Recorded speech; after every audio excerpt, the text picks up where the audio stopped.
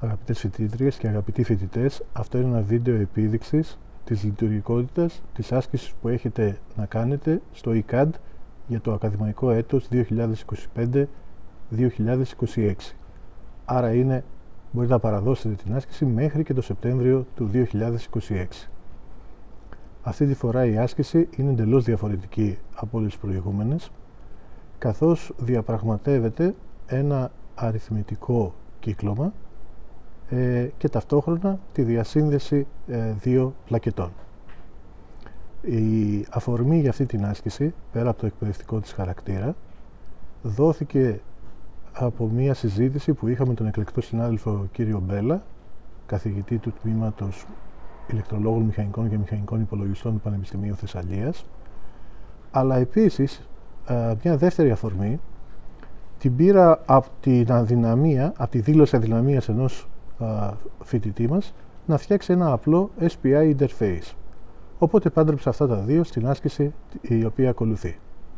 Στην άσκηση αυτή λοιπόν, αυτό που κάνουμε είναι κατασκευάζουμε έναν floating point adder για το IEEE 754 standard, το 32 bit, το single precision δηλαδή κομμάτι. Δεν φτιάχνουμε ολόκληρο το στάνταρ, αλλά διαπραγματευόμαστε μόνο αριθμούς οι οποίοι είναι κανονικοποιημένοι και δει ένα μικρό σύνολο του στάνταρ. Η άσκηση, όπως θα δείτε στην εκφώνησή της, που υπάρχει στη σελίδα του μαθήματος, αποτελείται από 4 μέρη. Η επίδειξη αφορά το 4ο μέρος και τη στοχευόμενη λειτουργικότητα. Στο πρώτο μέρος λοιπόν φτιάχνετε τον ίδιο τον adder, ο οποίος διαβάζει 2 bit κατά το πρότυπο, δηλαδή 1 bit προσήμου, 8 bit πολλωμένος εκθέτης και 23 bit συν 1 το hidden bit μάντισσα, σημαντικό μέρος, και πραγματοποιεί την πρόσθεση. Εκεί θα πρέπει να είστε πάρα πολύ προσεκτικοί, ώστε να μην χάσετε ακρίβεια κατά τη διάρκεια των πράξεων. Στο δεύτερο μέρος, καλείστε αυτό τον adder που φτιάξατε και τον οποίο έχετε επιβεβαιώσει με διανύσματα τα οποία σας δίνονται, να τον κάνετε pipeline, δηλαδή να τον κάνετε 2 σταδίων. Θα μπορούσατε να τον κάνετε και περισσότερο με στόχο την αύξηση της συχνότητας και να επιβεβαιώσετε τη λειτουργία του pipeline adder χρησιμοποιώντας πάλι τα ίδια διανύσματα.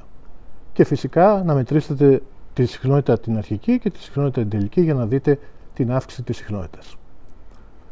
Στο τρίτο μέρος, αυτό που καλείστε είναι τα διανύσματα τα οποία χρησιμοποιήσατε για την εξομοίωση και σας δόθηκαν σαν αρχείο, να τα εμφολεύσετε σε μία μικρή ROM, έτσι ώστε ο adder τον οποίο έχετε φτιάξει να διαβάζει αυτά τα διανύσματα από τη ROM και πατώντας ένα κουμπί να πηγαίνετε στο επόμενο διάνυσμα και να απεικονίζονται στα 7 segment της πλακέτας. Το τέταρτο και τελευταίο μέρος, και ενδεχομένως και το πιο ενδιαφέρον, είναι ότι θα πρέπει να απεικονίζετε το 32 bit αποτέλεσμα. Η πλακέτα δυστυχώς έχει μόνο 2 7 segment και ένα ακόμα το οποίο είναι στην αρχική πλακέτα, άρα δεν μπορείτε να δείξετε 32 διαδικά ψηφία. Στο τέταρτο μέρος λοιπόν, αυτό που κάνουμε είναι χρησιμοποιούμε μία μπάρα από 8 LED, τα βλέπετε εδώ πέρα, από 8 7 segment στην πραγματικότητα, που είναι μία ολόκληρη πλακέτα κατευθυνόμενη από ένα chip το οποίο ονομάζεται 7219 και του οποίου οι προδιαγραφές σας δίνονται. Για να επικοινωνήσετε λοιπόν με αυτό το chip και να απεικονίσετε κάποιο αποτέλεσμα, θα πρέπει να υλοποιήσετε ένα μικρό κομμάτι του SPI, Serial Peripheral Interface, και συγκεκριμένα μία μονόδρομη επικοινωνία από την πλακέτα προς την μπάρα των 7 segment.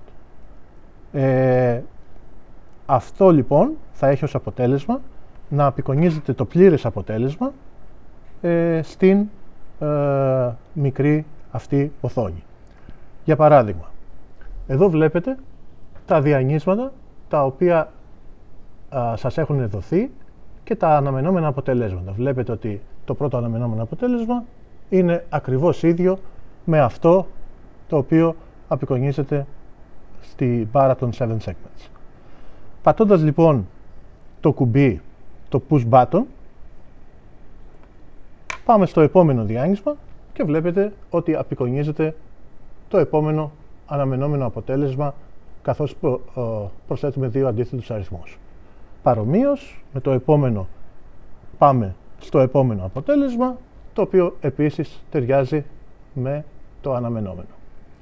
Τώρα υπάρχει η τέταρτη περίπτωση, η οποία είναι αρκετά ενδιαφέρουσα, που βλέπετε ότι μπορεί το αποτέλεσμα που βγάζετε να διαφέρει στο τελευταίο διαδικό ψηφίο σε σχέση με αυτό που σας δίνουν κάποια calculators τα οποία είναι online. Αυτό είναι φυσιολογικό, γιατί εμείς δεν κάνουμε κάποια rounding τεχνική, αλλά αυτό που κάνουμε είναι αποκοπή των bits, τα οποία δεν μπορούμε να υπολογίσουμε με τη δεδομένη ακρίβεια. Αυτό είναι χοντρικά το project που έχετε να κάνετε. Είναι αρκετά ενδιαφέρον, κατά την άποψή μου, γιατί παντρεύει δύο διαφορετικές περιοχές επιστήμης μας, το interfacing μαζί με ένα αριθμητικό κύκλωμα. Εύχομαι καλή δουλειά και θα τα δούμε στο εργαστήριο.